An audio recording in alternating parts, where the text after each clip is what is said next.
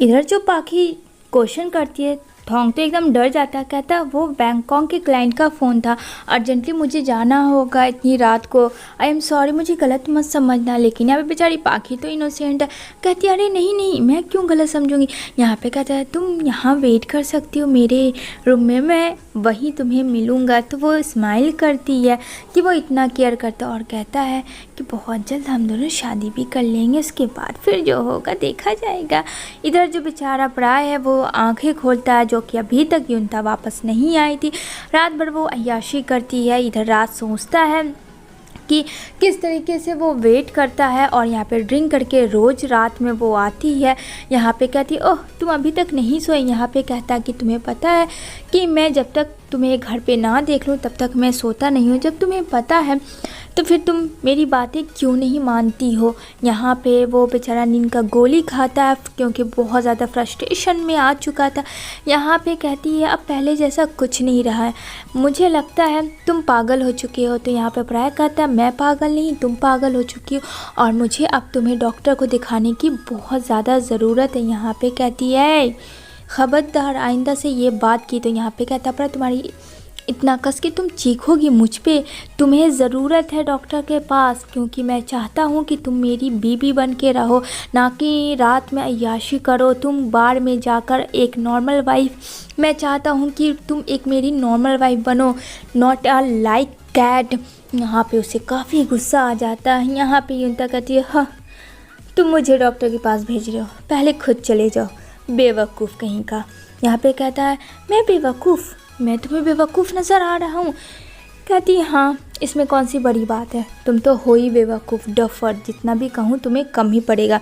और मैं पहले जैसी बीवी नहीं बनना चाहती हूँ, ठीक है।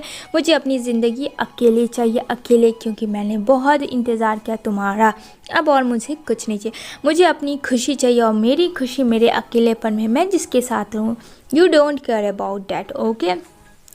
वो उसे बुरा भला कह के वहाँ से चली जाती है। यहाँ पे बेचारा सोच रहा होता पर है उसकी ज़िंदगी तो मानो क्या से क्या बन गई। पाखी जैसे ही थोंग को आवाज़ लगाती उसके सट्टे बट्टे तो गुम हो जाते। उसे लगता कहीं इसकी चोरी पकड़ी तो नहीं गई, लेकिन वो कहती कि बस अच्छे से जाना। कहता हाँ। इधर जो नूनान है वो रो रही होती है, जो कि थोंग की गर्लफ्रेंड है। तभी वो एक्टिंग करती है और वहाँ पे अपना मेकअप शेकअप लगाती है। इधर जो है युनता एक लड़के के साथ होती है, जो कि एक स्टूडेंट होता है, जो कि हमेशा बार में आती है। वो यहाँ पे वो लड़का काम करता है और कहता है मेरे पास पैसे नहीं है इस ट्यूशन फीस के लिए, कॉलेज के लिए, और यहाँ पे मेरे साथ रूम रेंट में भी मुझे पास पैसे नहीं कि जो मैं दे पाऊँ। यहाँ पे कहती है अच्छा ठीक है, जो मैं बोलूँगी तुम्हें वो करना होगा। तो कहता है क्या तुम मुझे इतने पैसे दोगे? हाँ मुझे नहीं लगता है। यहाँ पे हंसती है युनता। युनता तो बहुत बड़े बाप की बेटी है, वो डायरेक्ट उसके अकाउंट में पैसे भेजती है। जैसे ही उस लड़का देखता है अपने बैंक के अकाउंट में इनफ से भी इनफ पैसा था। यहाँ पे कहती है युनता क्या इतना ठीक है? उसके तो होश ही उड़ जाते हैं। कहते ठीक नहीं, बहुत ज़्यादा है, thank you thank you thank you so much.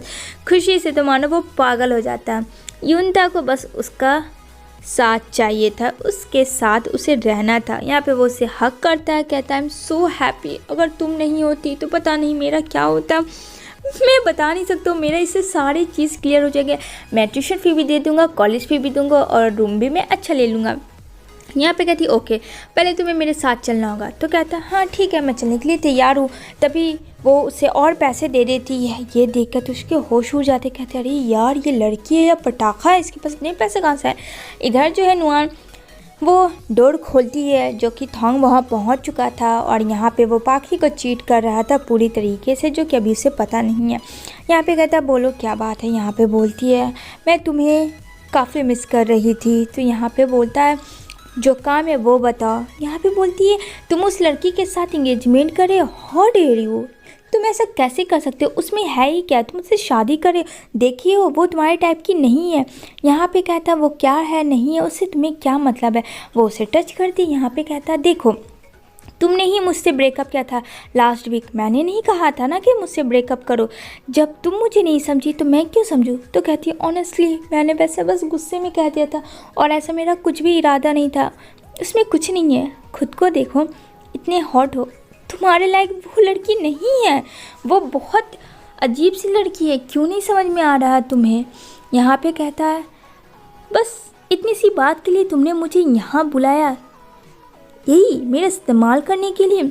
कहती है नहीं, मुझे कुछ और भी तुमसे चाहिए, पर तुम मेरी बातें समझने के लिए तैयार ही नहीं हो।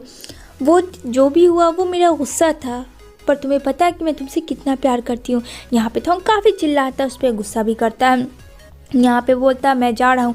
जैसे वो जाने लगता है तभी यहाँ पे नुआन पीछे से आती है, उसे हक करती है और उसे सेड्यूस करने की कोशिश करती है, लेकिन वो खुद को बार बार कंट्रोल कर रहा होता है। यहाँ पे कहता है नहीं, मुझे ऐसा कुछ भी नहीं करना, और हाँ प्लीज़ मुझसे दूर रहो।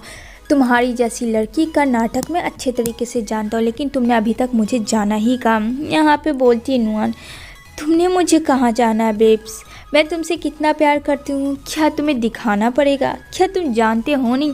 कहता है मुझे छोड़ो, मेरी ज़िंदगी बनने वाली है, उसे बर्बाद मत करो नुआन, वरना मुझसे बुरा कोई नहीं होगा। यहाँ पे कहती है ओह अच्छा ये बात है, मुझसे बुरा कोई नहीं होगा। वो उसे किस करना स्टार्ट करती है। यहाँ पे वो उसे गुस्से में पकड़ता है।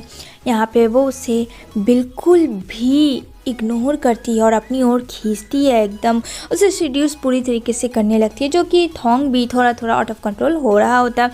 यहाँ पे कहती है देखो सारी चीज़ें को साइड में रखो, और जिस लिए तुम इतनी दूर से आए हो, तुम्हें पता है ना इतनी दूर से आए हो तुम, और मैं तुम्हें ऐसे जाने नहीं दे सकती हूँ बेबी, क्यों नहीं तुम मेरी बात को समझ रहे हो।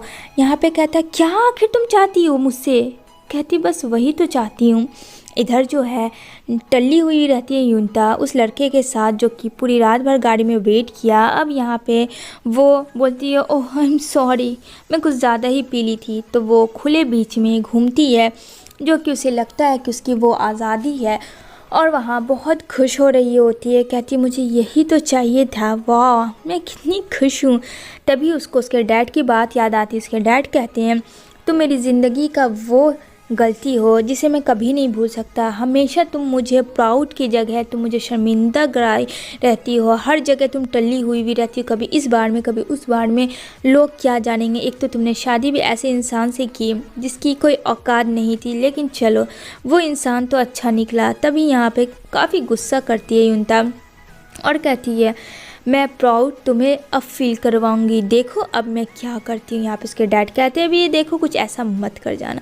ये सारी चीज़ें सोच रही होती है, वो पूरी और टल्ली हो जाती है। इधर बेचारा पड़ा है, उसको बहुत मिस कर रहा होता है कि उसे कैसे ठीक करे, लेकिन यहाँ तो इसको जुनून था उस लड़के को पाने के लिए, उस स्टूडेंट के पीछे। इधर अपना मैसेज देखता पड़ा है, जो कि काफ़ी मैसेज किया होता है कहाँ हो, कैसी हो, कब तक होगी, लेकिन कोई भी जवाब नहीं होता। इधर जो है स्टूडेंट देख के काफ़ी खुश होता है, क्योंकि युनता अपने सारे ड्रेस बीच में ओपन कर देती है, साथ में वो लड़का भी उसके सामने ही शर्ट ओपन करता। आगे क्या होगा ये जानने के लिए हमें नेक्स्ट एपिसोड देखनी